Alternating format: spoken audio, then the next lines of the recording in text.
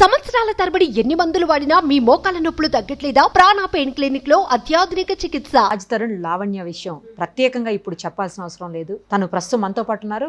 లావణ్యతో ఒకసారి మాట్లాడదాం, అసలు ఏం జరిగిందో ఆమెను అడిగే క్లియర్గా తెలుసుకుందాం. నమస్తే అండి. Hello ma'am.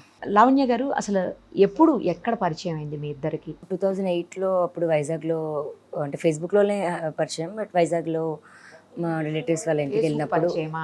ఆన్లైనే మ్యామ్.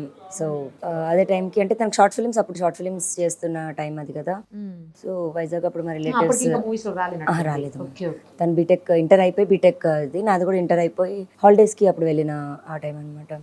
వైజాగ్లో మా చుట్టాల వాళ్ళ ఇంటికి వెళ్ళినప్పుడు అక్కడ కలిసాము. అప్పటి నుంచి మాట్లాడుకోవడం స్టార్ట్ చేశాను. తర్వాత లవ్ ఇవన్నీ ఎప్పుడు జరిగాయి? ఆ తర్వాత వెంటనే ఒక 6 monthsకో ఏమో, 4 monthsకో 6 monthsకో తను హైదరాబాద్ వచ్చాడు. ఉయ్యాల జంపాల దానికి అనుకుంటాలా ఆన్లైన్ మాట్లాడుకుంటున్నాము. అండ్ హైదరాబాద్ వచ్చాక మేము ఉంటున్న దాని పక్కన, అంటే ఒకటే బిల్డింగ్లో పక్కన ఫ్లాట్లో ఉండేవాడు. ఓకే. జూబ్లీ హిల్స్లో అక్కడ. అప్పుడు కూడా అంటే ఐ లవ్ యూ అలా చెప్పాడు, కానీ ఇంకా రిలేషన్లోకి అలా అని కాదు. సో నెక్స్ట్ యాక్సెప్ట్ చేశాను. పెళ్లి చేసుకుంటావా అని అడిగాడు. Said okay. అంటే కొంచెం అప్పుడు బాగుండేదానండి, కొంచెం ఇంకా ఇతను పెట్టిన వీటికి ఇదంతా కొంచెం ఇలా అయిపోయాను. కానీ అప్పుడు చాలా వెనకాల పడేవాడు, పెళ్లి చేసుకుందాం అని. అవన్నీ అప్పటి నుంచి టెక్స్ట్లు కూడా అలాగే ఉన్నాయి. మరి జీమెయిల్ అవ్వడంతో మరి కొంచెం లక్కీగా సేవ్ అయ్యాను. అదే వాట్సాప్ ఇదైతే ఫోన్లో డిలీట్ అయిపోయేవి. అప్పుడు మనకి ఆర్క్యూట్ కదా, ఆ చాట్లో ఉండిపోయాయి అవి అంతా, జీమెయిల్ అంతా. Okay okay. సో అప్పటి నుంచి దాన్ని ఎంత మెసేజ్ చేసేవాడు రోజు అన్నది ఎవిడెన్స్గా ఇప్పుడు నాకు కొంచెం సేవ్ అయ్యాను నేను.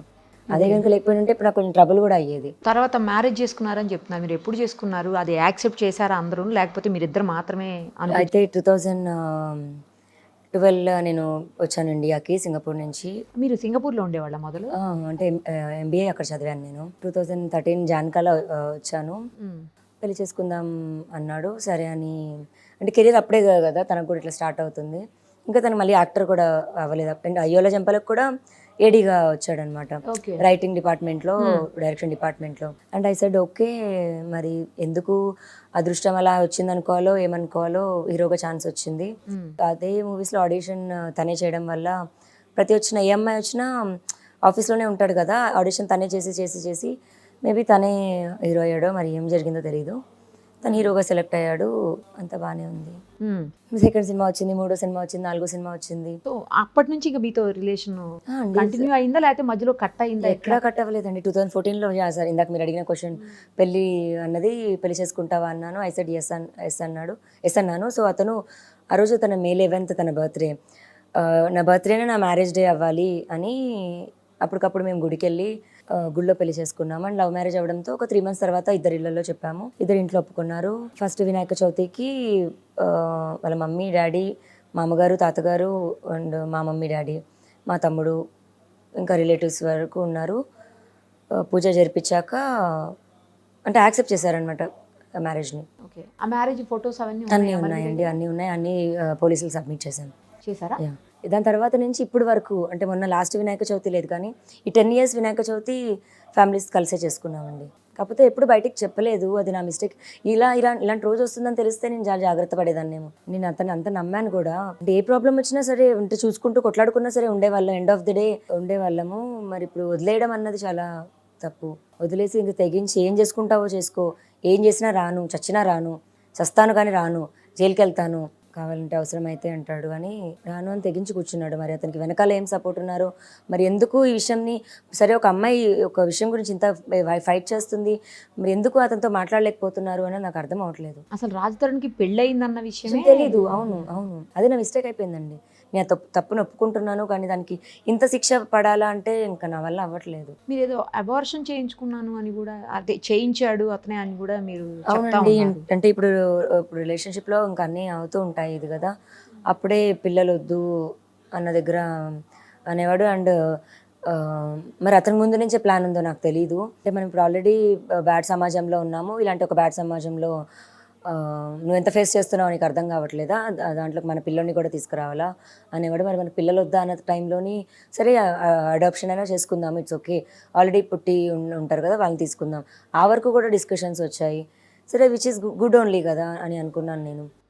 నాకు ఇంజెక్షన్ అంటే కూడా చాలా భయం అండి. అలాంటి ఆ ప్రొసీజర్ ఇవన్నీ కూడా నాకు చాలా ట్రామటైజ్ చేశాయి. అది మీ ఇంట్లో వాళ్ళ ఇంట్లో తెలుసా? తెలుసండి. ముందు తెలుసా, తర్వాత తెలిసిందా? ఒకటి ఒకటి ముందు తెలుసు, ఒకటి తర్వాత తెలుసు, రెండోది ముందు తెలుసు.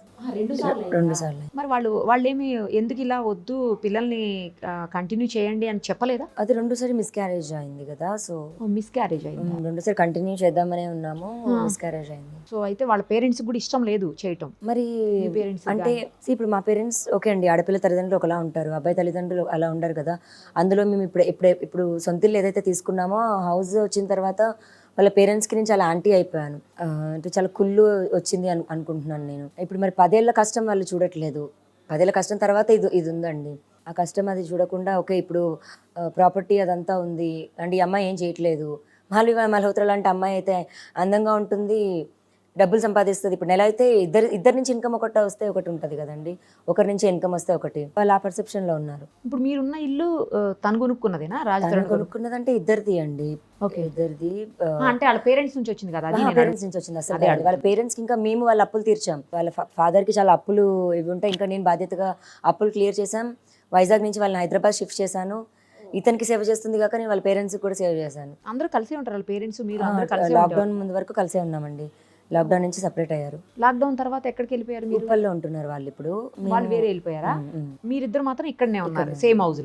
అంటే కాదు, అప్పుడు రెంటెడ్ హౌస్ లో ఉండేవాళ్ళం, ఓన్ హౌస్ కి షిఫ్ట్ అయ్యాము లాక్డౌన్ తర్వాత. అప్పటి నుంచి ఓన్ హౌస్ లోకి వాళ్ళు రాలేదు? అంటే వచ్చి వెళ్తుంటారు, స్టే అన్నది ఇక్కడ అంటే ఒక 3 days ఉండడం వెళ్ళడం అలా చేస్తుంటారు. వాళ్ళ మామగారు తాతగారు లాక్డౌన్ ఉన్నప్పుడు చాలా వీక్గా ఉన్నారు, ఇంకా లాస్ట్ స్టేజ్లో. లాక్డౌన్లోనే పోయారనమాట. సో వాళ్ళ హాస్పిటల్స్ కోసం సికింద్రాబాద్ అటు వెళ్ళడానికి ఉప్పల్ సైడ్ తీసుకున్నారు వాళ్ళ పెద్దమ్మ వాళ్ళ ఇంటి దగ్గర. కానీ ఏ ఇయర్ లాంటి మ్యారేజ్ అయింది మీకు? 2014 అండి. 14 అంటే ఆల్మోస్ట్ 10 years అయింది. 10 yearsలో అసలు ఎందుకు రివీల్ చేయలేకపోయారు? ఎక్కడా కూడా అతనికి పెళ్ళయిందన్న విషయమే ఎవరికి తెలియకపోవడం ఏంటి?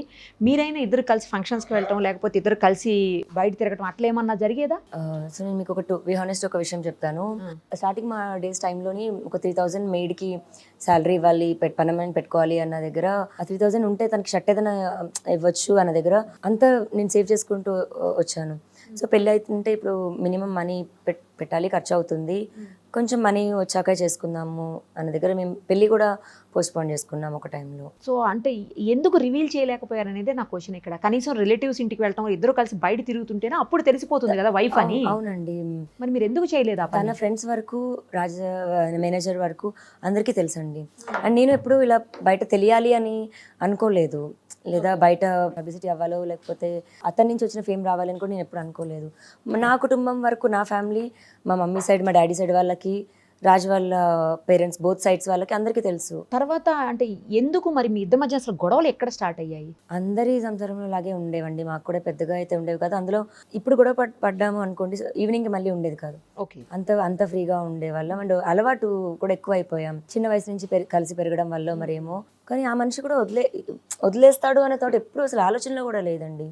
మిగతా నా ముందు వేరే కపుల్స్ అయినా విడిపోయిన వాళ్ళు ఉన్నారు, కానీ నాది ఒకటి ఇలా అవుతుందని అయితే నేను అనుకోలేదు, థాట్లో కూడా లేదు. బేసికల్గా రాజ్ తరుణ్ మంచోడండి, చాలా మంచోడు. మరి ఎందుకు ఇలాంటి చేంజ్ వచ్చింది తెలీదు.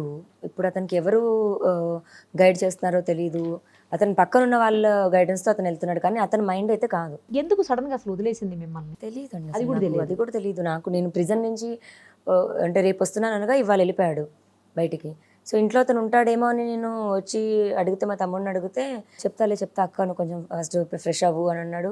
నేను పైకి వెళ్ళి కబోర్డ్ ఓపెన్ చేస్తే బట్టలు లేవు, చూస్తే పారిపోయాడు. ఇంట్లోంచి వెళ్ళిపోయేది ఏంటి నాకు అర్థం అవ్వలేదు. సో అప్పుడు ఫోన్ చేస్తే నేను వస్తాను 2 monthsలో, నువ్వు ప్రిజన్కి వెళ్ళాక నాకు మీడియా నుంచి చాలా ప్రెషర్ పడింది, కొంచెం తగ్గాక కామ్ డౌన్ అయ్యాక వస్తాను అన్నాడు. 2 months అయింది ఫోన్ చేస్తుంటే రావట్లేదు. సుమన్ టీవీలో మీ పర్సనల్ అండ్ బిజినెస్ ప్రమోషన్స్ కోసం కింది నెంబర్కి కాంటాక్ట్ చేయండి.